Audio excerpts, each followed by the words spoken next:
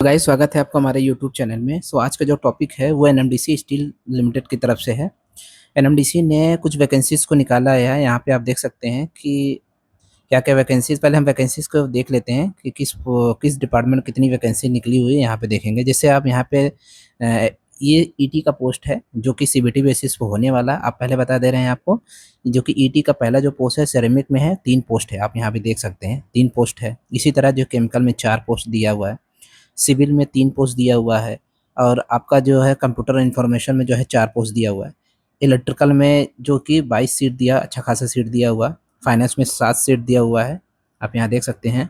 और आप यहाँ भी देख सकते हैं कि एचआर में 3 पोस्ट है आपका, इंस्ट्रूमेंटेशन में 2 पोस्ट है और मैकेनिकल में बात करें तो 51 है और मेटलर्जी में 3 पोस्ट है दिया हुआ, ठीक है। ये तो वो दिया हुआ है इसका, मतलब ये कैटेगरी वाइज ये भी सीट यहाँ पे डिस्ट्रीब्यूट किया हुआ है। आप यहाँ पे जाके देख सकते हैं कि जैसे आप सपोज करिए कि इलेक्ट्रिकल में बात करें, इलेक्ट्रिकल में जैसे 4 सीट जो है एससी का है, 1 सीट एसटी का है, 6 समझ लो ओबीसी का है, 2 हमारा ईडब्ल्यूएस का है, 9 हमारा जनरल का सीट है। इसी तरह सारे जो डिपार्टमेंट का अलग-अलग सीट का डिस्ट्रीब्यूशन यहाँ पे दिया हुआ है। तो आप इसको नोटिफिकेशन में हम अटैच कर देंगे, आप वहाँ पे जाके देख सकते हैं क्या-क्या किसका कौन से कैटेगरी में कितना सीट है वो है, ठीक है। और यहाँ पे हम लोग सबसे उससे पहले ये भी देख लेते हैं क्या-क्या क्वालिफिकेशन है। क्वालिफिकेशन की अगर बात करें, देखो ईटी का पोस्ट है तो डिग्री यानी ये बीटेक होना चाहिए। तो आपका जो यहाँ पहले ईटी वाले पोस्ट में देखेंगे, यहाँ पे हम थोड़ा सा जैसे आप सिरेमिक में देखेंगे तो सिरेमिक में इंजीनियरिंग आपको है होना चाहिए, केमिकल में इंजीनियरिंग होना चाहिए, सिविल है तो सिविल में आपका इंजीनियरिंग होना चाहिए, ठीक है। इसी तरह अगर हम बात करें यहाँ पे, अगर हम इलेक्ट्रिकल की बात करें तो इलेक्ट्रिकल का भी दिया हुआ है कि आप इलेक्ट्रिकल एंड इलेक्ट्रॉनिक्स में कर सकते हैं, ठीक है। इलेक्ट्रिकल का है तो यहाँ पे इलेक्ट्रिकल वाले भी एलिजिबल हैं और इलेक्ट्रिकल एंड इलेक्ट्रॉनिक्स में वो भी कर सकते हैं, ठीक है। और फाइनेंस के लिए ग्रेजुएशन साथ में आपके पास यह क्वालिफिकेशन होना चाहिए। इसी तरह जो है रिमेनिंग जो हमारे एचआर वगैरह का है, एचआर में ग्रेजुएशन तो होता ही है, साथ साथ आपके पास एमबीए वगैरह होगा भी होना चाहिए, तो वो लोग एलिजिबल है। और अगर हम लोग बात करें एग्जीक्यूटिव इंस्ट्रूमेंटेशन का, तो आपका इंस्ट्रूमेंटेशन में जो है इलेक्ट्रॉनिक्स एंड कम्युनिकेशन वाला भी है, ये भर सकते हैं। और इंस्ट्रूमेंटेशन वाले भी भर सकते हैं। और सिमिलर इसी तरह मैकेनिकल का मैकेनिकल इंजीनियरिंग होना चाहिए आपके पास और मेटलर्जी में मेटलर्जी का ये होना चाहिए। तो ये क्वालिफिकेशन है जो कि यहाँ नोटिफिकेशन में साफ-साफ मेंशन किया गया है। आप वहाँ पे नोटिफिकेशन को जाकर अच्छे से पढ़ सकते हैं, जो कि है। और इसमें अगर हम सबसे पहले देखेंगे, एक मेन पॉइंट देखेंगे, ये एज क्राइटेरिया जो कि बहुत बच्चों का प्रॉब्लम रहता है। अगर एज क्राइटेरिया की बात करें तो यहाँ पे साफ-साफ लिखा हुआ है कि 27 ईयर, जो कि इस बार कम दिया है इसमें। 27 ईयर जनरल का होना चाहिए, है इसमें दिया है। 5 साल जो है आपका एसटी-एसटी का दिया है, ठीक है। और 3 साल जो है ओबीसी का रिलैक्सेशन दिया एज में। इसके हिसाब से अगर आपका एज इसमें फिट पड़ रहा है तो आप इसके लिए एलिजिबल हैं, ठीक है। ये मैंने ये डिस्कस कर ही लिया था ऑलरेडी कि कैटेगरी वाइज़ करके क्या-क्या वैकेंसीज़ हैं, वो हम लोग बता दिए हैं इसमें।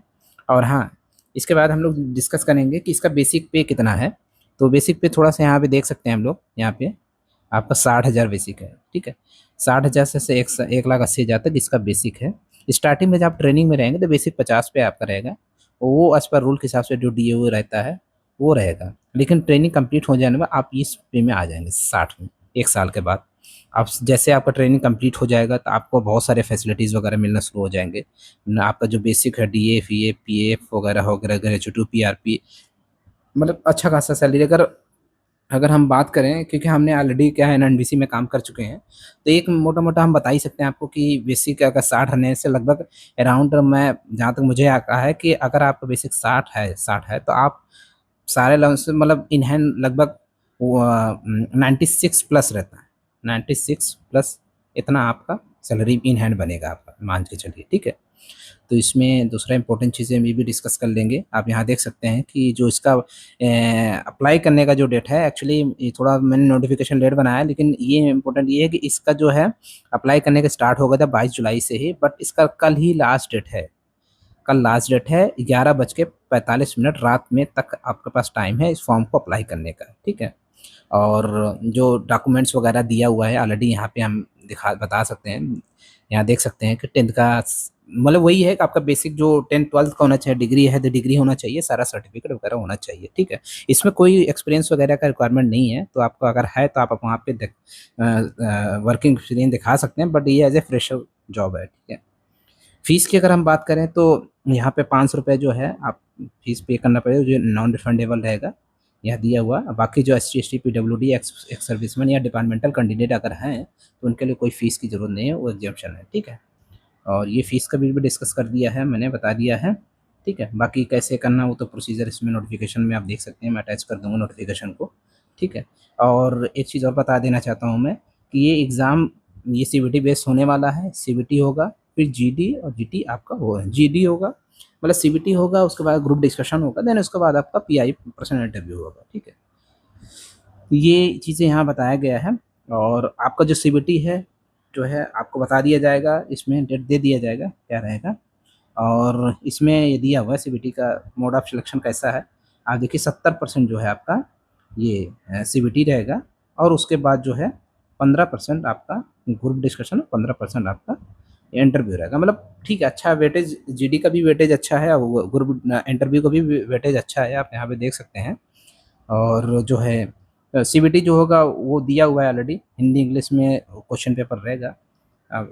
ठीक है, उसमें कोई दिक्कत नहीं है। और जो पासिंग मार्क है यहाँ पे दिया हुआ है, आप देख सकते हैं पासिंग मार्क कितना दिया हुआ है। ये 40 मार्क्स जो है आपको इनका दिया है, ये S C S T P W दिया, और 45 मार्क्स जो है ओबीसी वालों को दिया है, ठीक है। 50 मार्क्स जो है जनरल या ई डब्ल्यू एस वाले को दिया है, ठीक है। इस बेसिस पे हो जाएगा।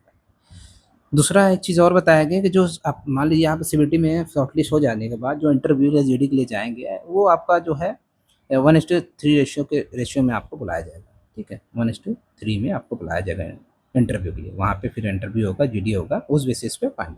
जीडी का मतलब मैंने क्या, एक्चुअली मैंने एनएमडीसी का इंटरव्यू दिया, गेट के थ्रू मैं हुआ था आयरन और वाले में, तो उसमें मैंने गेट का भी इंटरव्यू दिया था। तो वहाँ पर जीडी होता है, जीडी में कोई एलिमिनेशन वगैरह नहीं होता है, सिंपल रहता है, आप आराम से जीडी देंगे।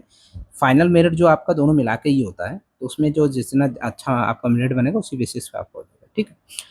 सिलेक्शन के बाद आपका हेल्थ चेकअप होगा, जो कि सब सारे पीएसयूज में रहते हैं, ठीक है।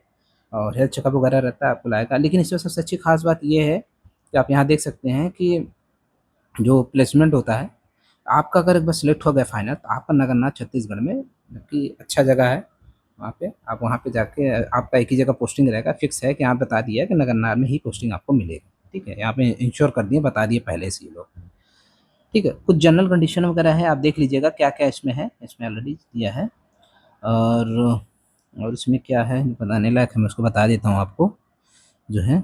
हाँ, एक चीज़ और है आपका, इसमें देखिए ये दिया हुआ है, इसमें एक चीज़ बहुत अच्छी चीज़ है कि आप एग्ज़ाम में सीबीटी दीजिए या फिर जीडी, सीबीटी दे दिए या फिर आपका इंटरव्यू शॉर्टलिस्ट होते हैं, दोनों केसेस में आपका जो है पैसा रिम्बर्स हो जाएगा। मतलब ट्रैवल जो आने जाने का जो खर्च होगा, आपका जो खर्चा लगा है आपका, उस वहाँ पे आप उसको वहाँ से रिम्बर्स करा सकते हैं। वो एप्लीकेशन फॉर्म है, मैं आपको यहाँ दिखाऊंगा, अभी अभी नीचे दिखा देते, देखते हैं, दिखाऊंगा आपको वहाँ पे, ठीक है। और क्या चीज़ है इसमें, अ, और इसमें जो है ये एडमिट कार्ड वगैरह भी जो है मैंने भी देखा, मेरा खुद का आया हुआ था एक्चुअली। ये एडमिट कार्ड आपको मेल के थ्रू भी पता चल जाएगा, आपको साइट पे मिल जाएगा, साथ साथ आपको बाई पोस्ट भी एनएमडीसी भेजता है। इसका एक खास अच्छा चीज़ है कि पोस्ट ऑफिस के थ्रू भी आप जो है ये पहुंचाता है एडमिट कार्ड, कॉल लेटर, जो भी जैसा लेटर आएगा सब आपको वो करेगा, ठीक है। ये आपका जो उस दिया हुआ है करियर, पेज दिया है, आप यहाँ पे जाके इसको अप्लाई कर सकते हैं, इस पेज करके। ये मैं बात कर रहा था, जो आपको बताने वाला था कि यह देखिए साफ साफ लिखा हुआ है यहाँ पे, देख सकते हैं सीबीटी, जीडीपीआई, इस सब के लिए जो रहेगा आपका, उस केस में आप इस फॉर्म को भर फिल करेंगे। फिल करने के बाद तो वहाँ पे जब एग्ज़ाम देने जाएंगे आप, इसको आप मैं आपको बता देना चाहता हूँ, आप इस फॉर्म को भर के ले जाइएगा एग्ज़ाम देने जाते समय, आप एग्ज़ाम दीजिएगा, ये फॉर्म रहेगा ये, और साथ में आप क्या बोलते हैं, एडमिट कार्ड का रहेगा, अपने पास एडमिट कार्ड भी रहेगा, इसका ये हो जाएगा। दूसरा आप बैंक का पासबुक, वो तीनों चीज़ अटैच करके एक रेडी करके आप जब एग्ज़ाम देने जाइएगा तो ये चीज़ें लेके जाइएगा। तो आपकी कोई एग्ज़ाम होने के बाद तुरंत वो लोग सबमिट करा लेते हैं। फिर उसके बाद 1 महीने, 1.5 महीने के बाद ये जो है वो सारा आ जाता है, आपके पैसा आपके अकाउंट में जो रहेगा उस अकाउंट में आपके पैसा आ जाएगा, ठीक है। ये कुछ प्रोफ़ार्मा है, जैसे है ओबीसी का दिया हुआ है, एससी एसटी का भी दिया हुआ है, सबका दिया हुआ है। उसे इस फॉर्म में बनवा के आप रेडी रखना है, ताकि जब डॉक्यूमेंट वेरिफिकेशन होगा तो ये कोई इशू ना बने, आपका सारा डॉक्यूमेंट रेडी रहे तो हो जाता है। एक बार सिलेक्शन आपका हो गया तो आपको कोई इशू नहीं होने वाला है, क्योंकि बहुत ईजी रहता है। बस स्टार्टिंग में इनके आप एक बार सिलेक्शन ले लेंगे, सरकारी नौकरी पा जाते हैं, तो आपके लिए बहुत अच्छा रहता है। ये बहुत अच्छा ऑप्शन है बेसिक 60। आजकल बहुत सारे पीएसयूज़ क्या हो गया कि मतलब बेसिक को बहुत कम कर दिए हैं। मैं ऑलरेडी एनटीपीसी में काम कर रहा हूँ एनएमडीसी को छोड़ के ही, बट यहाँ पे बेसिक 40 पे ही आए हैं, वहाँ पे तो 60 था। बट अच्छा चीज़ ये है कि बहुत अच्छी है, बस लोकेशन थोड़ा-सा इसका छत्तीसगढ़ में पड़ता है। अगर जो छत्तीसगढ़ के हैं उनके लिए बहुत अच्छा है, बहुत अच्छी अपॉर्च्युनिटी है। सरकारी नौकरी एक बार मिल जाएगा तो आपका समझ लो लाइफ बहुत अच्छे से सेट हो जाएगा। क्योंकि इसमें क्या होता है कि बहुत सारे फैसिलिटीज़ मिलते हैं। पीएसयूज़ में आने के बाद आपको समझ लीजिए कि सैलरी तो आपको मिलेगा ही लाख रुपए, साथ-साथ आपको पूरा मेडिकल फैसिलिटीज़ मिलती है। म मम्मी-पापा को, आपके वाइफ़ को, बच्चे हैं, बच्चे को मिलेगा, सबको यहाँ सबको मिलता है अच्छा खासा, मतलब अनलिमिटेड मेडिकल फैसिलिटी रहता है, सैलरी अच्छा रहता है, अलाउंसेस अच्छा रहता है, बहुत सारा रहता है। तो एक वीडियो मैंने एक बना के भी डाला है, एक्चुअली मैंने अपने चैनल पे डाला है, वहाँ पे आप जाके जो है देख सकते हैं वीडियो को। वहाँ पे आपको सारा क्या-क्या अलाउंसेस है, वो सारी चीज़ें वहाँ पे दिखाया गया है, आप वहाँ से देख सकते हैं। तो ये सब था, आप देख सकते हैं। आपसे रिक्वेस्ट है कि अगर आपको अच्छा लगा हमारा हमारा कंटेंट मैंने जो बनाया, अगर अच्छा लगा हो तो लाइक करें और चैनल को प्लीज़ सब्सक्राइब करें, ताकि मैं आने वाले समय में मैं आपको इसका जो और भी जो इस पे वीडियो बनाएँगे, जो मेडिकल फैसिलिटीज़ क्या होता है बेसिकली, किसको कितना कैसे मिलता है, क्या मिलता है, क्या-क्या अपॉर्च्युनिटी रहता है इसमें करने का, वो सब सारी चीज़ें हम नेक्स्ट वीडियो में डिस्कस करेंगे। सो गाइज़ आज के लिए इतना ही है, तो मिलते हैं नेक्स्ट वीडियो में। Okay, thank you so much.